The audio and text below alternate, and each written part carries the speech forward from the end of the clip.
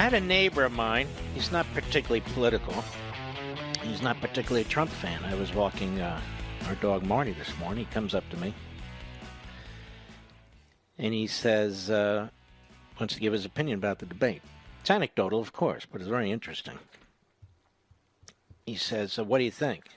I gave my opinion. He said, I'll tell you what. There are other candidates the Democrats would have chosen. If they had chosen them, I probably would have voted for them. He said, when I watched this debate, most of my focus was on Biden. I said, why is that? He said, because I know who Trump is. I know what his record is. I know how he talks. But I don't really know Biden. After 47 years, he said, after 8 years as vice, I don't really know this guy. I don't know what he's done. And he said, I watched him and I listened to him. I still don't know what he's done, and I still don't know what he's going to do. And I found him to be rather nasty. So I'm not voting for Biden. I'm voting for Trump. You have Frank Luntz and others out there with their groups, and they say this turns off independence. It turns off people who haven't made up their minds. What turns them off? A brawl? And so they do one of these, it's a plague on everybody's house. No, it's not a plague on everybody's house. If you listen to the debate, the President of the United States was prepared with specifics. He could tell you about his record. Joe Biden was not prepared with specifics. He refused to talk about whether or not he would destroy the Supreme Court by packing it. He refused to answer a question about the filibuster rule. He lied about his opposition to fossil fuels and fracking, and I hope you're listening to me, Western Pennsylvania and the rest of the country. He lied about his support for the Green New Deal. That whole section in the 110-page manifesto was written in part by AOC. It's there on his website. And he lied about it because that's what he does. He won't release a list of Supreme Court nominees, potential nominees, because he's trying to conceal a radical agenda that he intends to impose on this country. He lies about Obamacare. We don't need him to tell us what's happened to us. Our deductibles are crazy high. Our premiums are crazy high. We don't have multiple choices of insurance companies and insurance plans. We're all straitjacketed in this plan. Even he knows it, which is why they keep talking about we're going to improve it, expand it, even reform it. God forbid.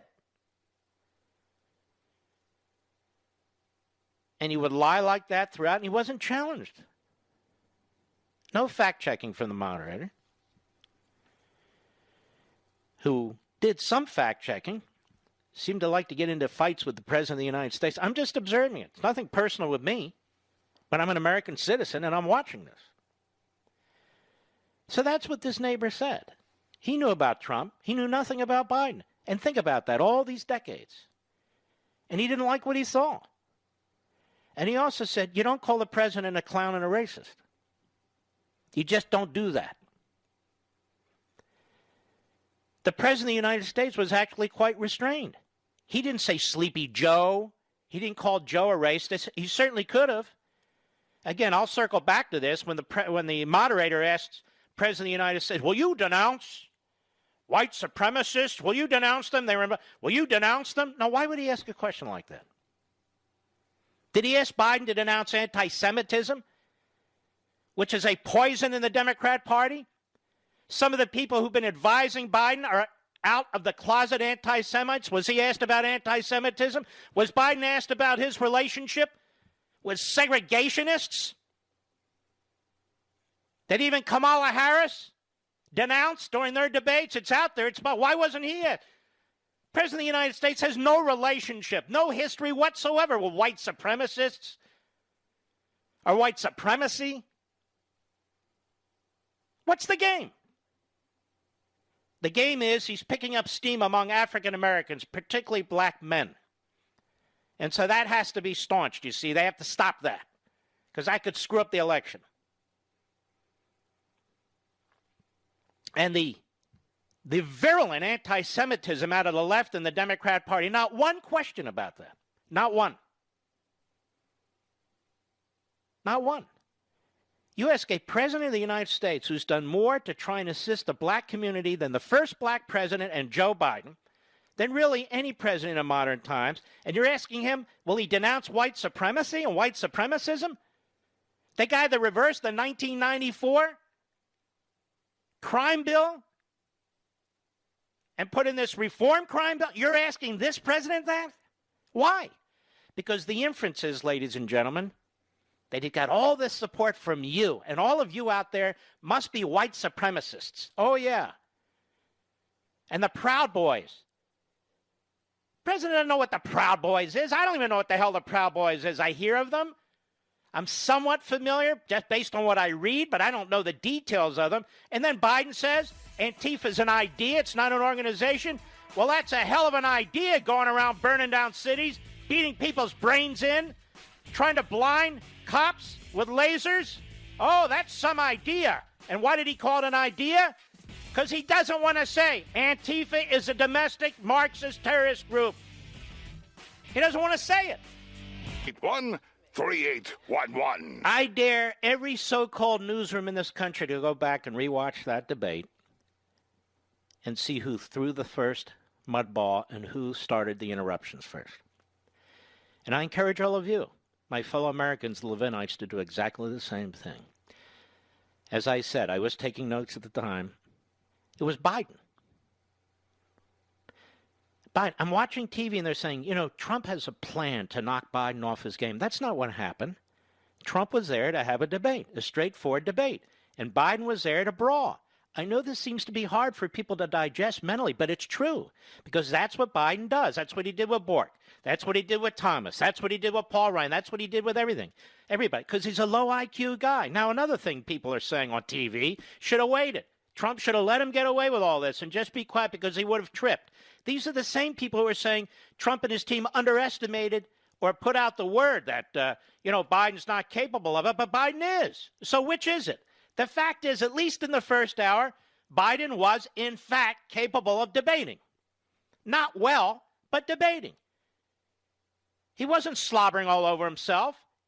It would have been a huge mistake for the President of the United States to allow Biden to go on and on and on, because today we'd be talking about what the hell happened to Trump. He let this guy get away with lie after lie after lie. He didn't confront him. He let this guy interrupt him over and over and over again. That's what we've been discussing today if Trump followed any of the advice you're listening to. He was pinned against the wall. He had to make a decision. Am I going to be Paul Ryan or am I going to be Donald Trump? I'm dealing with a hostile moderator, and I'm dealing with a brawling Joe Biden. That's who he is. That's what he is. One more thing on this white supremacy issue. Richard Spencer, I believe that's his name, if not one of the leading neo-Nazis in America. He has endorsed Joe Biden. Why wasn't Joe Biden asked about that? The mass murder in Pittsburgh in that synagogue, who slaughtered those Jewish parishioners there. He hated Trump, and he hated the fact that he had Jews in his family. Where's this great support for Donald Trump among the white supremacists? It's shocking. Meanwhile, another African-American state representative, this time in Ohio, has endorsed Donald Trump. Why isn't she getting the same attention as Tom Ridge or John Kasich, who've endorsed Biden? We know the answer to all these questions, don't we? All of them. And Joe Biden accuses the President of the United States of killing over 200,000 people. How did that get through the cracks? It's so sickening, such a disgusting and outrageous accusation, and all the people who've lost somebody. Do you appreciate Joe Biden exploiting the death in your family? These people are sitting at a table and they have an empty chair, and that's Donald Trump? Donald Trump? Sickening. He never criticized the decision of these big, blue, very heavily populated governors in these states who decided to put corona-positive patients in nursing homes and put them in assisted living homes. He's never once criticized that. Not once. Unbelievable. The tax issue. Now, if you're going to bring up the tax issue and you're a moderator, get it right. Read the entire New York Times article. Deep into the article. I talked about this last evening. Way into the article. Hidden by the New York Times like they did with the Holocaust. It says Trump from 2010 to 2017 paid the alternative minimum tax. That is a federal tax. Approximately $24 million. It's right there in the article. We don't have the documents that were purloined, a felony committed. But if you're going to bring up the damn tax issue, at least read the article and get it right. And then we all know about Biden, Dr. Jill and Joe, setting up an S1 corporation. What did they do that for? Because he was making a ton of money giving speeches, slobbering, incoherent speeches, millions and millions of dollars.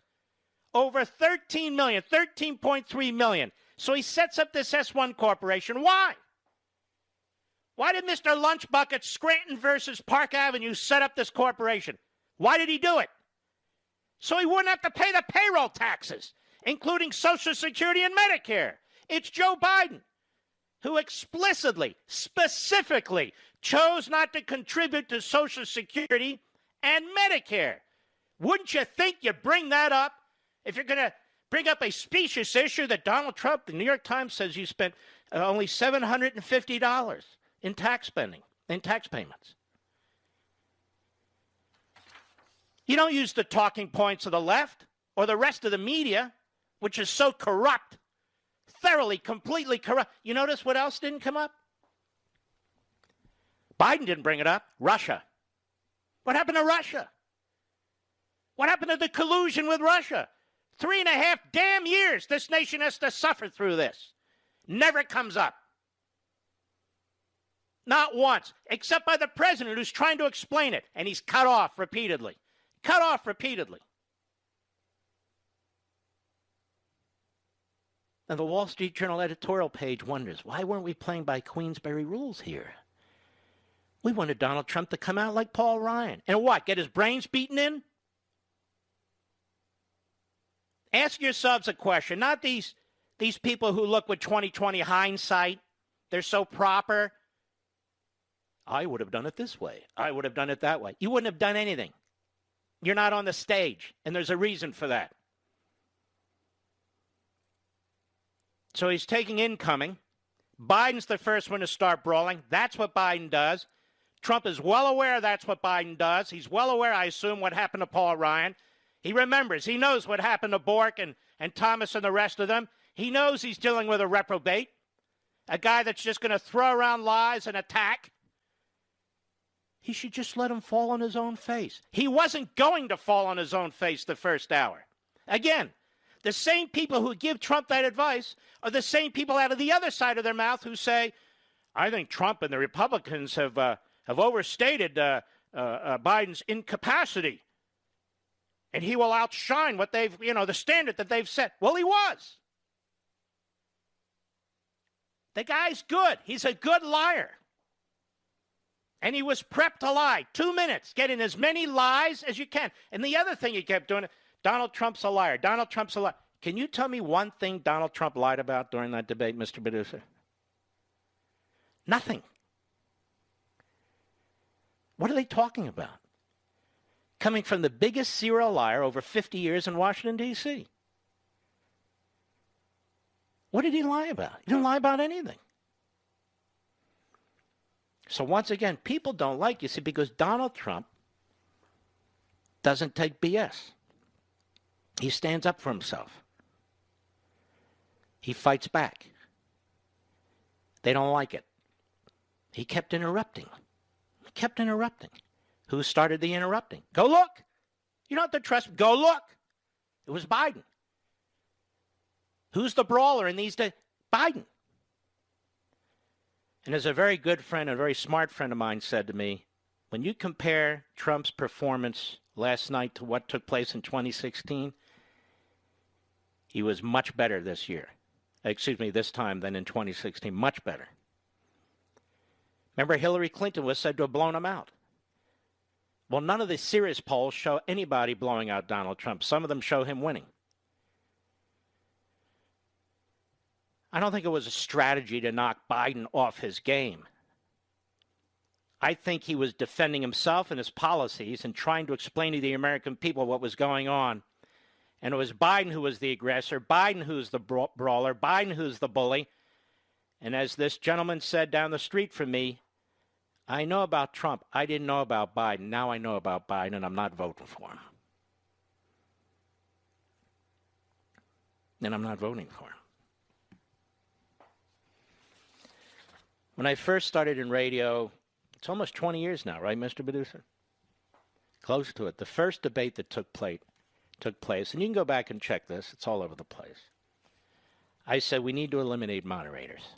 Others have picked up this point since then. And what was I talking about? I explained what I was talking about, the Lincoln-Douglas debates. Not that we're going to have Lincoln-Douglas debates, but these moderators are impossible. And I'm not just picking on the moderator last night, all of them. Almost all of them have been a disaster. The campaigns, we don't need a presidential commission on debates. The campaign should get together and decide what, if any, kind of debates they're going to have. This is a political process. Now I want to tell you one other thing. I don't give a crap about this debate. I don't give a crap about the next two debates. I don't give a crap about the vice presidential debate. I know the media cares. Oh, I know, it's endless. I understand. Don't get sucked into this. This election's really very simple. It comes down to one thing. Do you love your country or don't you? Don't expect to learn things from the debate. The media love this. They love the gotcha moments. They love their headlines. They love to lecture us, lecture the candidates. They like to influence the outcome of the election. I am telling you. We'll watch them. We'll comment on them. But it has absolutely no influence on me whatsoever. Why? You either love this country and you want to save this republic, or you don't. And that's what this election comes down to. Debate or no debate. Interruption or no interruption. Moderator or no moderator. Presidential commission on debates or no presidential commission on debates. This election comes down to your survivability.